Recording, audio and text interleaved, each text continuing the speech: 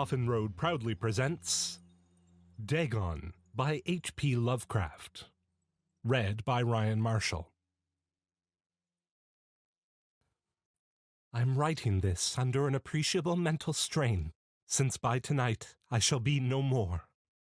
Penniless, and at the end of my supply of the drug which alone makes life endurable, I can bear the torture no longer, and shall cast myself from this garret window into the squalid street below. Do not think from my slavery to morphine that I am a weakling or a degenerate.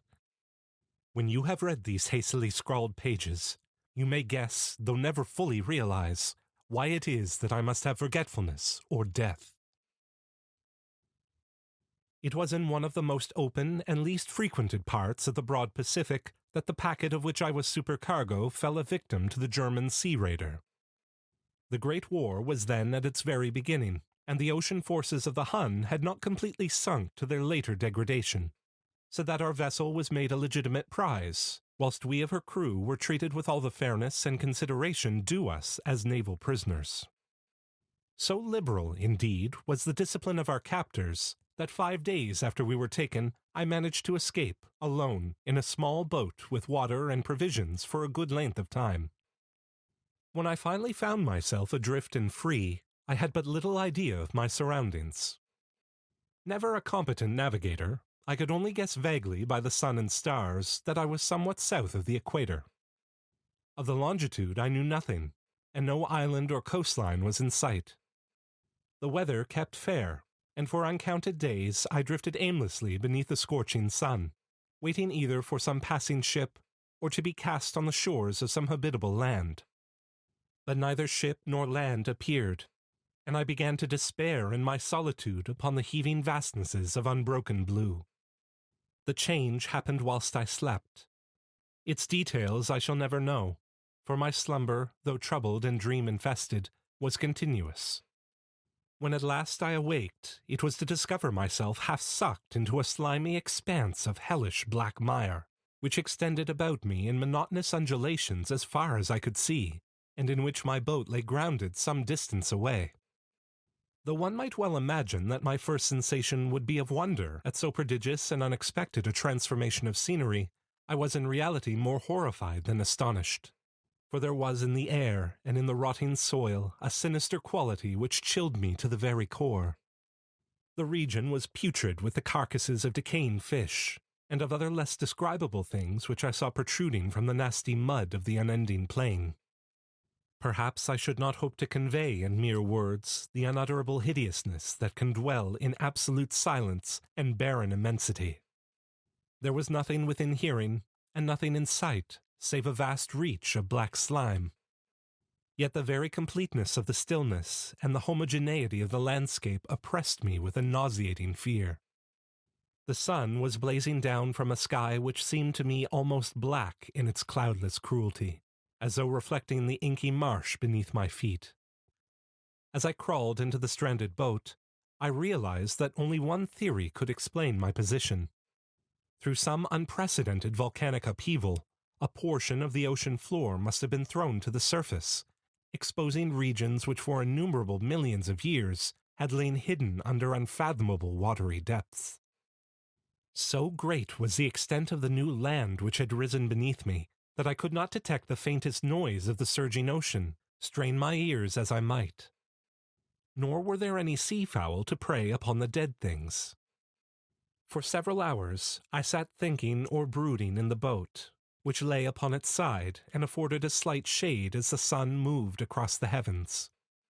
As the day progressed, the ground lost some of its stickiness, and seemed likely to dry sufficiently for traveling purposes in a short time. That night I slept but little, and the next day I made for myself a pack containing food and water, preparatory to an overland journey in search of the vanished sea and possible rescue. On the third morning I found the soil dry enough to walk upon with ease. The odor of the fish was maddening, but I was too much concerned with graver things to mind so slight an evil, and set out boldly for an unknown goal. All day I forged steadily westward, guided by a faraway hummock which rose higher than any other elevation on the rolling desert. That night I encamped, and on the following day still traveled toward the hummock, though that object seemed scarcely nearer than when I had first espied it. By the fourth evening I attained the base of the mound, which turned out to be much higher than it had appeared from a distance, an intervening valley setting it out in sharper relief from the general surface. Too weary to ascend, I slept in the shadow of the hill. I know not why my dreams were so wild that night, but ere the waning and fantastically gibbous moon had risen far above the eastern plain, I was awake in a cold perspiration, determined to sleep no more. Such visions as I had experienced were too much for me to endure again, and in the glow of the moon I saw how unwise I had been to travel by day. Without the glare of the parching sun, my journey would have cost me less energy. Indeed, I now felt quite able to perform the ascent which had deterred me at sunset. Picking up my pack, I started for the crest of the eminence. I have said that the unbroken monotony of the rolling plain was a source of vague horror to me, but I think my horror was greater when I gained the summit of the mound and looked down the other side into an immeasurable pit or canyon, whose black recesses the moon had not yet soared high enough to illumine. I felt myself on the edge of the world, peering over the rim into a fathomless chaos of eternal night. Through my terror ran curious reminiscences of Paradise Lost, and of Satan's hideous climb through the unfashioned realms of darkness. As the moon climbed higher in the sky, I began to see that the slopes of the valley were not quite so perpendicular as I had imagined. Ledges and outcroppings of rock afforded fairly easy footholds for a descent, whilst after a drop of a few 100 feet, the declivity became very gradual. Urged on by an impulse which I cannot definitely analyze, I scrambled with difficulty down the rocks, and stood on the gentler slope beneath, gazing into the Stygian deeps where no light had yet penetrated. All at once, my attention was captured by a vast and singular object on the opposite slope, which rose steeply about 100 yards ahead of me. An object that gleamed whitely in the newly bestowed rays of the ascending moon. That it was merely a gigantic piece of stone, I soon assured myself, but I was conscious of a distinct impression that its contour and position were not altogether the work of nature. A closer scrutiny filled me with sensations I cannot express, for despite its enormous magnitude, and its position in an abyss which had yawned at the bottom of the sea since the world was young, I perceived beyond a doubt that the strange object was a well-shaped monolith, whose massive bulk had known the workmanship, and perhaps the worship, of living and thinking creatures. Dazed and frightened, yet not without a certain thrill of the scientist's or archaeologist's delight, I examined my surroundings more closely.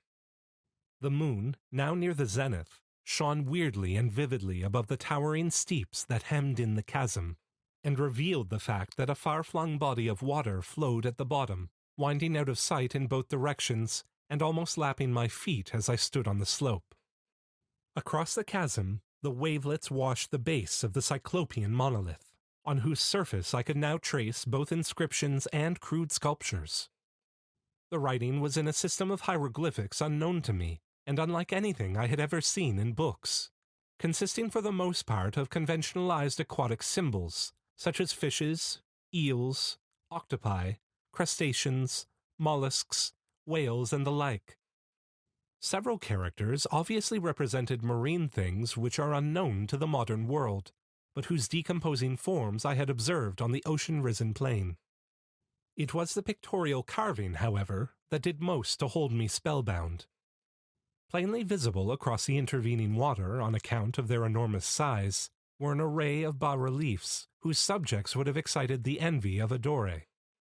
I think that these things were supposed to depict men, at least a certain sort of men, though the creatures were shown disporting like fishes in the waters of some marine grotto, or paying homage at some monolithic shrine which appeared to be under the waves as well.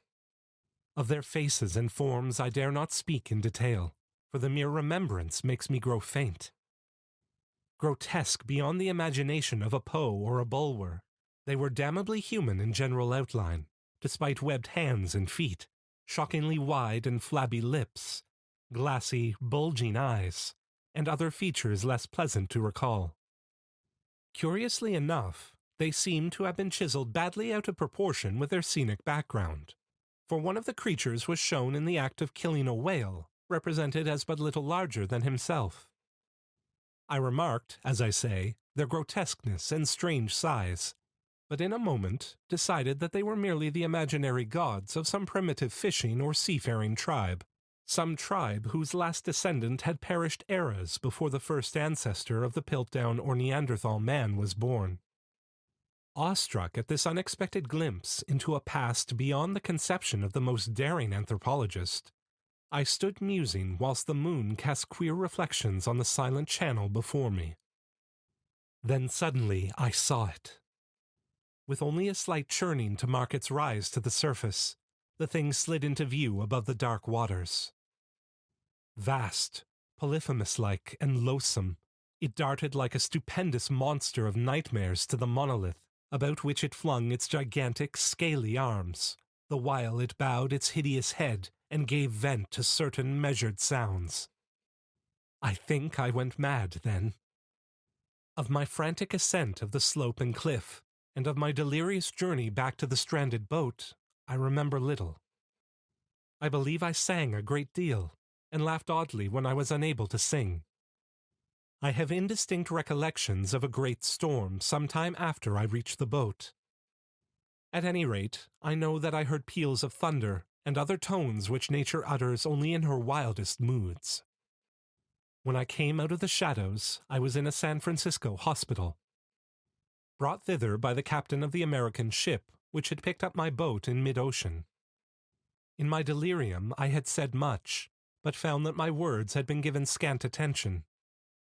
Of any land upheaval in the Pacific, my rescuers knew nothing, nor did I deem it necessary to insist upon a thing which I knew they could not believe.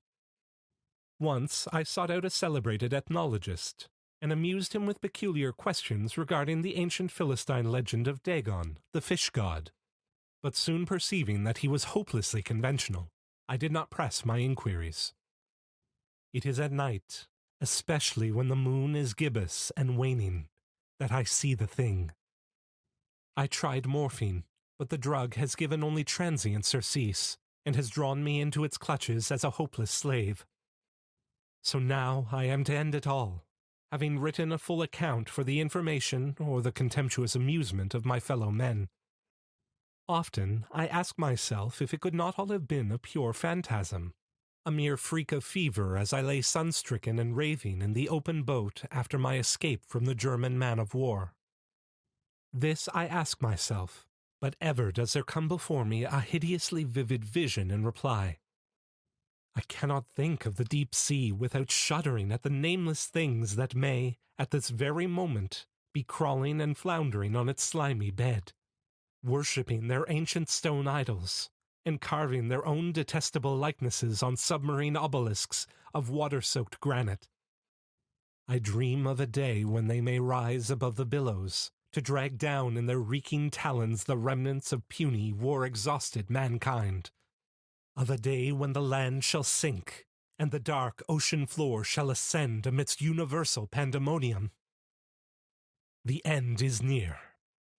I hear a noise at the door, as of some immense slippery body lumbering against it. It shall not find me. God, that hand! The window! The window!